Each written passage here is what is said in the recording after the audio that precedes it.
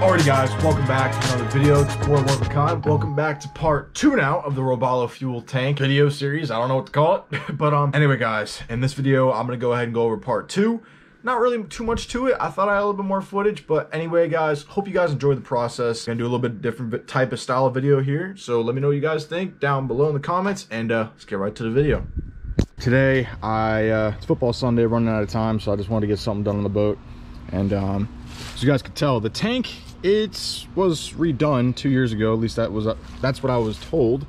But as you guys could tell, it's got a little bit of, you know, pitting and stuff like that. A little bit of areas you guys can kind of tell are starting to holes like this. This is all we're really trying to fill. Nothing too crazy. The last thing we want is for more fuel to just be sitting around on the boat. So what we're gonna do is we're gonna go ahead and scrape all this off and then fill the holes. And I'm actually gonna do something very interesting with this tank, and hopefully I'll never have to touch it again. So guys, with the tank, I'm gonna go ahead and do something called Raptor Liner. It's like a spray. A lot of you guys actually suggested me using it on the whaler as the floor. It's like a non-skid, it's like your truck bed liner. But I'm actually gonna go ahead and fix all the imperfections on the tank, you know, fill everything out, smooth it out, and then we're gonna go ahead and Raptor Liner it. So, you know, it won't ever, hopefully, have to worry about this again. So let's get right to it, guys. Put it out the tube, it puts out the correct ratio. You mix it up and put it on. So we're gonna go ahead and use some of this Marine JB Weld. So I went with Marine JB Weld, and it's pretty easy to use in this tube. It's a 1-to-1, really can't mess this up because it pushes both out at one time. And as you guys can tell here, I'm just going ahead and applying it to the tank with a spreader. And looking back on it, I probably would have used something different, because the JB Weld, when it bonded to metal, it was a little kind of like rubbery, and it was weird because I haven't had that before. I've used it on fiberglass, and it really hasn't, it wasn't like that. So I probably would have used something else looking back on it, but I mean, this did the job too. I didn't show it, but I actually did sand it down a little bit, flatten it out, and you guys will see what I do with it later on. But that's what I went ahead and used, just kind of spread it along the tank and the pitting areas and fixed it. So here, guys, I tried to be productive with this episode. My schedule's really weird. So as you guys can tell, I'm doing Raptor Liner in the dark. And it was a little hard to see, a little hard for you guys to see, so I do apologize about that. But basically, just have the tank up, facing up, and it's really, really easy to use. So I bought this little tool, and I'll see if I can show you guys in like another episode or something. But basically, it saves your fingers from getting killed from holding the spray can, you know. So it just kind of hooks onto there, and you just kind of, you know, go back and forth and spray it. So Raptor Liner was actually something very, very cool that I actually put on the tank, and the texture of it was really cool. I don't think I'll really ever have to worry about corrosion ever again. So honestly, something that I would probably do for every other tank I kind of have to restore. So here you guys get a little bit better of a sunlight clip of the Raptor Liner. It came out really, really nice actually, and it wasn't like too rugged. Like it was actually nice. Like, so definitely would recommend doing this if you guys have a project where your tank is kind of messed up. So here's the surprise I was talking about. So instead of those stupid ugly bucket chairs, we got a leaning post. So I actually got an offer up, 75 bucks, guys. You can't beat it. It's got 4 built-in rod holders to the leaning post, so it gives us a little bit more space to have some more rods on the boat, which is good. And yeah, all in all, it's in pretty good shape. No cushion, but you guys are gonna see me make my own cushion. So to kind of clean it up before we go ahead and put it on the floor panel, because I'm gonna show you guys what we're gonna do with that, I bought this stuff. It's called Colonite Metal Wax, and supposedly is you just kind of wipe it on and give it a good little scrub, and it'll get all the corrosion and rust off, and it'll make it look a little bit better. So we're gonna put it to the test, see if it actually works, and hopefully we'll clean this bad boy up a little bit. So let's give it a shot. Put a little bit on the towel here, and I'm gonna do a little section to see if it actually works, and we'll kind of compare it to the other sections. So let's see.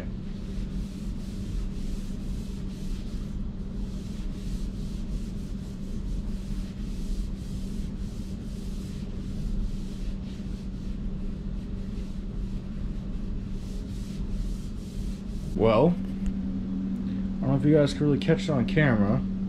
There's the corroded, the part that I didn't do. Here's what I just did. Gave it a little bit of shine, cleaned it up a little bit. I mean, it helps. So, guess let's go ahead and clean up the rest of this leaning post. Make it look a little bit better. So using this Colonite metal wax product, I was honestly a little like suspicious of it. I really didn't expect it to work, but actually, you know, kind of using it on the leaning post and using it how I've seen other people use it, I mean, I really didn't go crazy with it, but it really seemed to sort of make a difference. I mean, it kind of gave the metal a little bit of a shine, took off that light layer of oxidation and corrosion off. And I mean, obviously, you know, my leaning post is a little more corroded in some areas than others, but really it's only really that bad on the top where, you know, there's going to be a cushion, so you're really not going to be able to see it. So if you guys have cleats or something like that, would definitely recommend this as a nice, easy cleaning metal. All right, you're going to have to slide it a little bit. Okay, slide it. Pick it up and slide. There we go. Okay.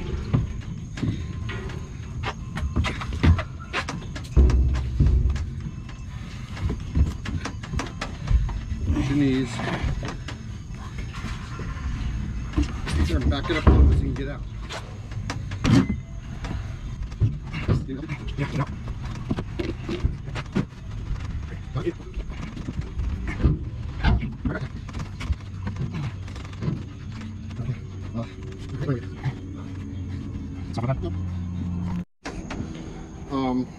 Tank's back in.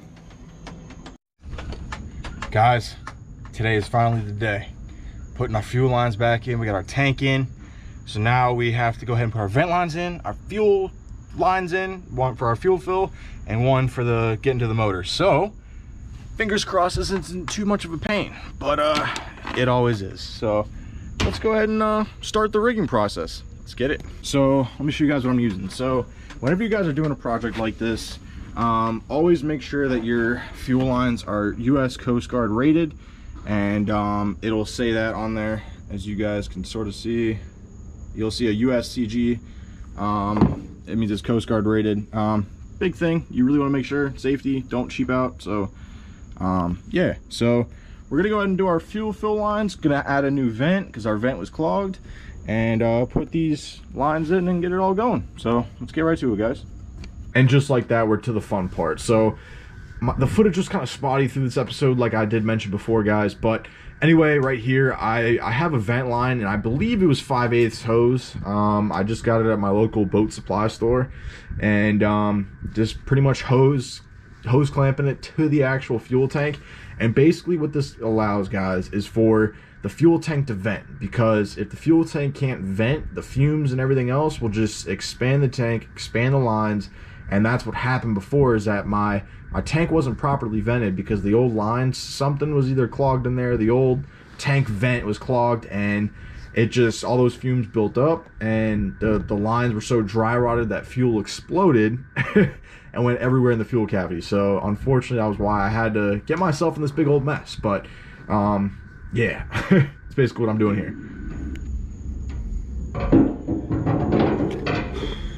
Now we're just gonna feed this up here.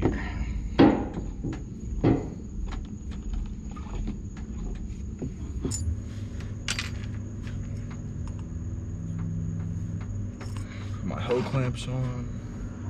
Now right here, guys, I'm actually going ahead and hooking up a new fuel fill line, which this stuff is expensive, guys. I don't remember if I mentioned it or not, but it was $27 a foot for this line. I think it was 1.5 inch fuel fill, right? $27 a foot, which was crazy. So definitely make sure you guys know what size fuel line you need, so you don't go over, you don't go under, because once it's cut, it's cut. Now, I didn't pay $27 a foot, guys. You know, your boy always has his ways. But anyway, 27 bucks a foot regularly. Crazy. So anyway, guys, going ahead and putting the fuel line in, it was very, very much a pain. And as you guys can see me here, I'm like, dude, what the heck, man? Because it was just, it wasn't going in. And then I already had the vent line in, and you're working in a small area. You start to get frustrated. And here you guys can just tell me I'm just pushing it in. I'm like, dude, this is annoying, man.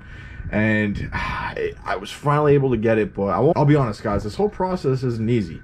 You know, you really just kind of have to work with it, and it's going to take some time, and you can't rush it, right? You know, that's the biggest thing. So you can't get frustrated either. And this hose doesn't flex, by the way, because this hose has wires, so it'll never kink. But that also makes it so that it doesn't bend very easily and everything else, and it was a pain to get it in.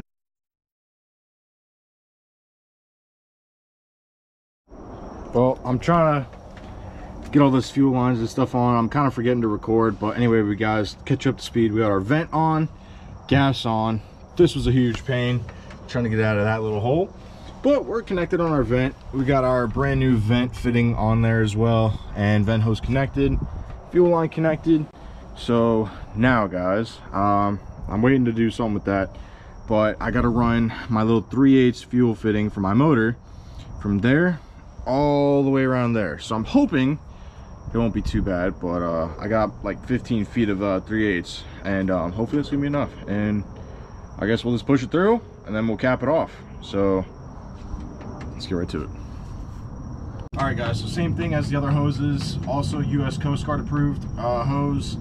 Very, very key that you guys get US Coast Guard approved hose, and make sure you're getting the right hose, meaning that, you know, black is for below deck and then gray is UV resistant, so it's above deck hose.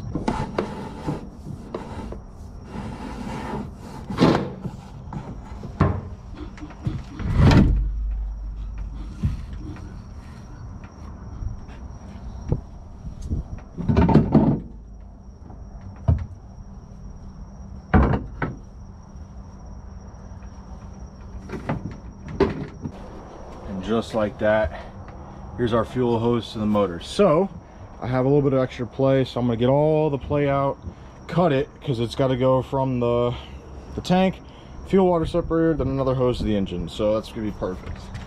So I'm actually gonna put my fuel water separator back out here, and yeah, we'll have the hose running from here, from the tank, go in, out the fuel water separator to the motor. So we're gonna go ahead and finish pulling out the rest of it. Here we go, guys. Time for the last one. Okay.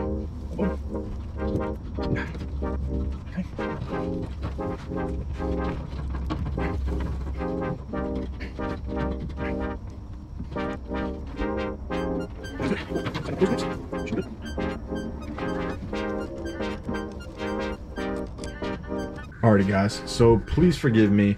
In this last clip, I actually show what I went ahead and did with the actual leaning post and how I attached it to the floor. Unfortunately, I couldn't find the rest of the footage where I actually showed putting the leaning post on the floor access panel. This is all I could find, believe it or not. But anyway, guys, pretty self-explanatory. I kind of just had my leaning post. You guys saw me clean it up. It wasn't perfect, but it is what it is. And I basically just making sure it's even on both sides of the access panel. Yeah. And basically, once I did that, I went ahead and marked on the access panel where it should go. Now, me, I don't like drilling holes in boats. It makes me really, really nervous, whether it's my boat, customer's boat, whatever. So I made sure that it was very, you know, nice and accurate. And like I showed in the beginning of this clip, I had an aluminum plate. And basically what I was thinking is that I want sort of a backing plate, right? So that if I had, well, me, you know, or somebody else, they could lean on the leaning post and not have to worry about the bolts coming up, you know?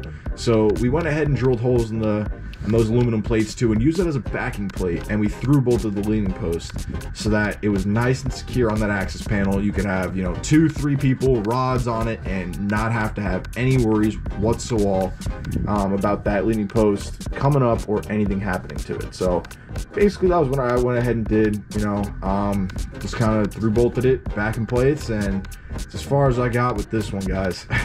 That is gonna do it all for this one, guys. Thank you guys so much for watching part 2 of the Robalo tank episode, whatever we want to call this thing. But thank you guys so much for watching. I do appreciate it. It's a new year, first upload of the year, and I promise you guys we're gonna have more videos coming more consistently, higher quality. I'm really taking my time in these videos, guys, and only up from here, boys. Only up from here. So anyway, thank you guys so much for watching this episode. Let me know what you guys think down below in the comments. Leave a like on the video so more people can see it, and let me know you enjoy it. And subscribe if you're new, because we got plenty coming. And I will see you later. It's been your boy. Peace out.